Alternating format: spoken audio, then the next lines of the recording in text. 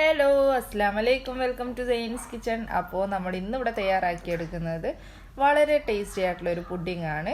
ഇതിന് കുറച്ച് സാധനങ്ങൾ ഉണ്ടെങ്കിൽ നമുക്ക് പെട്ടെന്ന് തന്നെ തയ്യാറാക്കിയെടുക്കാം. ഒരുപാട് പ്രൊസീജിയർ ഒന്നുമില്ല, പെട്ടെന്ന് തയ്യാറാക്കാൻ പറ്റുന്നതേ ഉള്ളൂ. അളവുകളൊക്കെ ഒന്ന് കറക്റ്റായിട്ട് എടുക്കണമെന്ന് മാത്രമേ ഉള്ളൂ.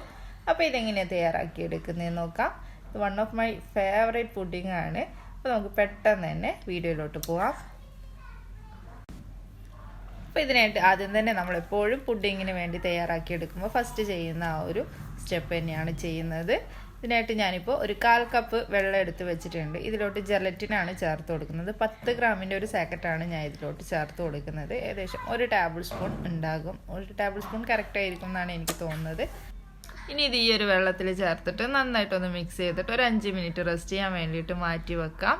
നമ്മൾ പാലൊക്കെ തിളപ്പിച്ച് വരുമ്പോഴേക്കും ഇതൊന്ന് സോക്കായി വന്നോളും. ആ ഒരു സമയം മതിയാകും. നമുക്ക് അടുത്ത സ്റ്റെപ്പ് എടുക്കാം. അടുത്ത സ്റ്റെപ്പ് എന്ന് പറയുന്നത് പാലൊന്ന് തിളപ്പിച്ചെടുക്കലാണ്. ഇതിനായിട്ട് ഞാനിപ്പോൾ 2 കപ്പ് പാലാണ് എടുക്കുന്നത്. ഏകദേശം 1/2 ലിറ്റർ പാലിൻ്റെ ഒരു അളവാണ് ഇവിടെ കാണിക്കുന്നത്.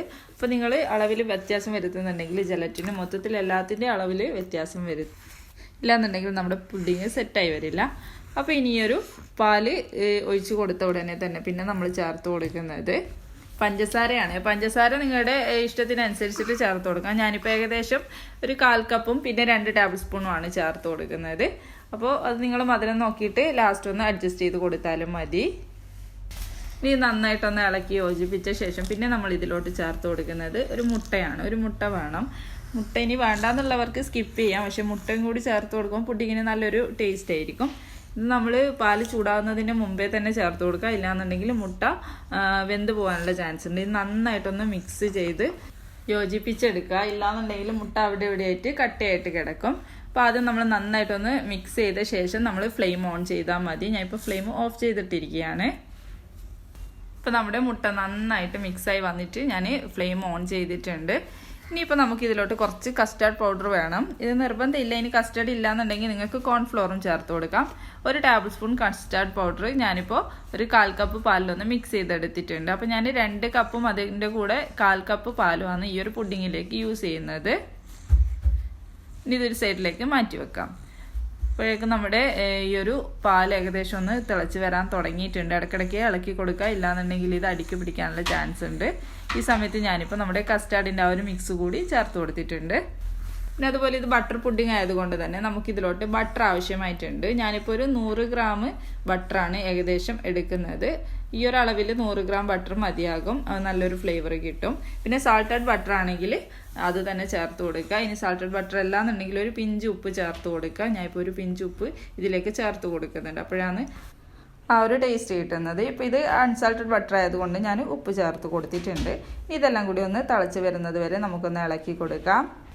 ഇനിയിപ്പോൾ നമുക്ക് ഇതിലോട്ട് ചേർത്ത് കൊടുക്കാനുള്ള ഒരു ഐറ്റം എന്ന് പറയുന്നത് കണ്ടൻസ് മിൽക്കാണ്. പുഡിംഗ് ആയതുകൊണ്ട് നമുക്ക് കണ്ടൻസ് മിൽക്കിനെ അങ്ങനെ അങ്ങ് ഒഴിവാക്കാൻ കഴിയില്ല. കാരണം കണ്ടൻസ് മിൽക്കിൻ്റെ ആ ഒരു ഫ്ലേവർ പുഡിങ്ങിൽ വരുമ്പോൾ മാത്രമേ നമുക്ക് പുഡിങ് നല്ലൊരു ടേസ്റ്റി ആയിട്ട് കിട്ടുള്ളൂ. ഇനി ഇതില്ലാന്നുണ്ടെങ്കിൽ കുറച്ച് മിൽക്ക് പൗഡർ ഒന്ന് കസ്റ്റാർഡ് മിക്സ് ചെയ്യുന്ന സമയത്ത് ഒരു 3-4 ടേബിൾ സ്പൂണോളം മിക്സ് ചെയ്തിട്ട് ചേർത്ത് കൊടുത്താലും ചെറിയൊരു ടേസ്റ്റൊക്കെ കിട്ടും. അപ്പോൾ ഞാൻ 1/2 ടിന്ന് കണ്ടൻസ് മിൽക്ക് ഇതിലോട്ട് ചേർത്ത് കൊടുത്തിട്ടുണ്ട്. ഇനി നമുക്ക് വേണ്ടത് ബ്രെഡാണ്. ഞാനിപ്പോൾ 2 സ്ലൈസ് ബ്രെഡാണ് ഈ ഒരു റെസിപ്പിക്ക് വേണ്ടി എടുത്തിട്ടുള്ളത്. ഒരുപാട് ലാർജായിട്ടുള്ള ബ്രെഡാണെങ്കിൽ 1.5 മതിയാകും. ഇപ്പോൾ 2 എനിക്ക് കറക്റ്റായിട്ടാണ് വന്നത്. ബ്രെഡ് ഇതുപോലെ ഒരു 3-4 പീസസ് ആയിട്ട് അങ്ങ് ചേർത്ത് കൊടുത്താൽ മതി. കുഴപ്പമൊന്നുമില്ല. ഇനി ഇതിൻ്റെ അരിക് കളയാൻ താല്പര്യമുള്ളവർക്ക് അങ്ങനെ ചെയ്ത് കൊടുത്താലും കുഴപ്പമൊന്നുമില്ല. കുറച്ചും കൂടി നല്ലൊരു വൈറ്റ് കളർ നമ്മുടെ പുഡിങ്ങിന് കിട്ടും. ഞാനിപ്പോൾ അരികൊന്നും കളഞ്ഞിട്ടില്ല, അങ്ങനെ തന്നെ ചേർത്ത് കൊടുത്തതാണ്. ഇനിയിപ്പോൾ നമ്മൾ നേരത്തെ മിക്സ് ചെയ്ത് വെച്ചിട്ടുള്ള ആ ഒരു ജലറ്റിൻ ഇപ്പോൾ നന്നായിട്ട് സോക്കായി വന്നിട്ടുണ്ട്. ഈ സമയത്ത് അതുകൂടി ചേർത്തിട്ട് നന്നായിട്ടൊന്ന് ഇളക്കിയിട്ട് നമുക്കിതൊന്ന് തിളക്കുന്നത് വരെ വെയിറ്റ് ചെയ്യാം. കുറച്ച് സമയം ഒന്ന് തിളച്ചോട്ടെ. അതിനുശേഷം നമുക്കിത് അടുപ്പിൽ നിന്ന് മാറ്റാം. ഇനിയിപ്പോൾ നമ്മളെല്ലാതും ഇതിൽ ചേർത്ത് കഴിഞ്ഞിട്ടുണ്ട്. ഈ സമയത്ത് നിങ്ങൾക്ക് മധുരം നോക്കിയിട്ട് ഒന്ന് അഡ്ജസ്റ്റ് ചെയ്ത് കൊടുക്കാം. പുഡിങ് ആയതുകൊണ്ട് കുറച്ച് കൂടുതൽ മധുരം വേണം. കുറച്ച് സമയം ഒന്ന് തിളച്ച് കഴിഞ്ഞപ്പോൾ ഇതേപോലെ എല്ലാതും നന്നായിട്ട് തിളച്ച് ഇതായി വന്നിട്ടുണ്ട്. ഇനി നമുക്ക് ഫ്ലെയിം ഓഫ് ചെയ്തിട്ട് ഒന്ന് ചൂടാറാൻ വേണ്ടിയിട്ട് ഒരു സൈഡിലേക്ക് മാറ്റി വെക്കാം. ഇപ്പോൾ ഏകദേശം നന്നായിട്ടൊന്ന് ചൂടാറി വന്നിട്ടുണ്ട്. ഒരുപാട് ചൂടാറിയിട്ടില്ല, ചെറിയൊരു ചൂടുണ്ട്, അത് കുഴപ്പമൊന്നുമില്ല. ഇനി നമുക്ക് ഈ ഒരു സമയത്ത് തന്നെ മിക്സിയുടെ ജാറിലോട്ട് ഇട്ടിട്ട് ഇതൊന്ന് അടിച്ചെടുക്കാം. നമ്മൾ ജ്യൂസൊക്കെ ചെയ്യുന്ന ആ ഒരു മിക്സിയുടെ ജാറിലിട്ടിട്ട് ജസ്റ്റ് ഒരു 1-2 മിനിറ്റ് ഒന്ന് അടിച്ചെടുത്താൽ മതി. അപ്പോഴേക്കും ഇതൊന്ന് നന്നായിട്ടൊന്ന് അരഞ്ഞു വന്നോളും. അപ്പോൾ ഞാനിത് മിക്സിയുടെ ജാറിലോട്ടിട്ടിട്ട് ഒന്ന് അരച്ചെടുക്കുന്നുണ്ട്. കൂടുതൽ ടൈമൊന്നും എടുക്കണ്ട, കുറച്ച് സമയം ഒന്ന് അരച്ചെടുത്താൽ മതി. നമുക്ക് പെട്ടെന്ന് തന്നെ ഒന്ന് അരച്ചെടുത്തിട്ട് വരാം. ഇപ്പോൾ ഞാൻ നന്നായിട്ട് അരച്ചെടുത്തിട്ടുണ്ട്. ഇനി ഞാനിപ്പോൾ ഇതൊരു ബൗളിലേക്ക് ഒഴിച്ച് കൊടുക്കുകയാണ്. അപ്പോൾ നിങ്ങൾക്ക് ഇഷ്ടമുള്ള ഒരു പാത്രത്തിൽ ഒഴിച്ച് കൊടുക്കാം. ഞാനിപ്പോൾ റെക്റ്റാങ്കിളുള്ള ഒരു പാത്രത്തിലാണ് ഇത് ഒഴിച്ച് കൊടുക്കുന്നത്.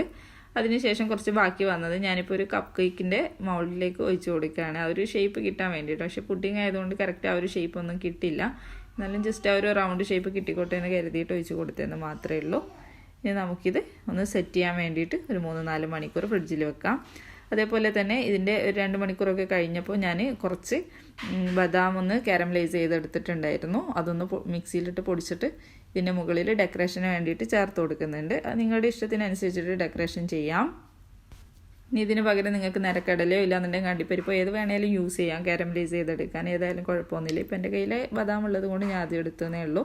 ഇനി നിങ്ങൾക്ക് ഇഷ്ടമുള്ള ഡിസൈൻ ചെയ്ത് കൊടുക്കുക. ഞാൻ ഇതുപോലെ കുറച്ച് ലൈൻസ് ഇട്ട് കൊടുക്കുകയാണ്. ഒരുപാട് അലങ്കരിക്കുന്നൊന്നുമില്ല, അല്ലാതെ തന്നെ ഈ ഒരു പുഡിങ് നല്ല ഭംഗിയായിട്ടാണ് ഇരിക്കുന്നത്. അപ്പോൾ ഇത്രയേ ഉള്ളൂ നമ്മുടെ പുഡിങ് തയ്യാറാക്കാൻ. ഇനി നമുക്കിത് ഒരു 6 മണിക്കൂറെങ്കിലും ഒന്ന് റെസ്റ്റ് ചെയ്യാൻ വേണ്ടിയിട്ട് മാറ്റി വെക്കുന്നത് എന്തുകൊണ്ടും നല്ലതാണ്. ഞാനിത് 6 മണിക്കൂറിന് ശേഷം ഒന്ന് കട്ട് ചെയ്യാണ്. ഇത് ശരിക്കും 6 മണിക്കൂറൊന്നും ആയിട്ടില്ല. 6 മണിക്കൂറായിട്ട് തന്നെ നിങ്ങൾ എടുക്കുക. തിരക്കിട്ട് എടുക്കേണ്ട. ഇവിടെ കുട്ടികൾ കരഞ്ഞത് കൊണ്ട് ഞാൻ എടുത്ത് കൊടുത്തതെന്ന് മാത്രമേ ഉള്ളൂ. 6 മണിക്കൂറൊക്കെ എടുക്കുമ്പോഴാണ് ഇത് നന്നായിട്ട് സെറ്റാവും. ഓവർനൈറ്റ് വെക്കുകയാണെങ്കിൽ കൂടുതൽ നന്നായിരിക്കും. അപ്പോൾ ഇത്രയുമാണ് നമ്മുടെ പുഡിങ്ങിൻ്റെ ഒരു റെസിപ്പി എന്ന് പറയുന്നത്. വീഡിയോ എല്ലാവർക്കും ഇഷ്ടമായി എന്ന് വിചാരിക്കുന്നു. വീഡിയോ ഇഷ്ടമായാൽ ലൈക്ക് ചെയ്യുക, ഷെയർ ചെയ്യുക, കമൻറ്റ് ചെയ്യുക. ചാനൽ ഇതുവരെ സബ്സ്ക്രൈബ് ചെയ്യാത്തവരുണ്ടെങ്കിൽ ഒന്ന് സബ്സ്ക്രൈബ് ചെയ്യുക. Thank you for watching.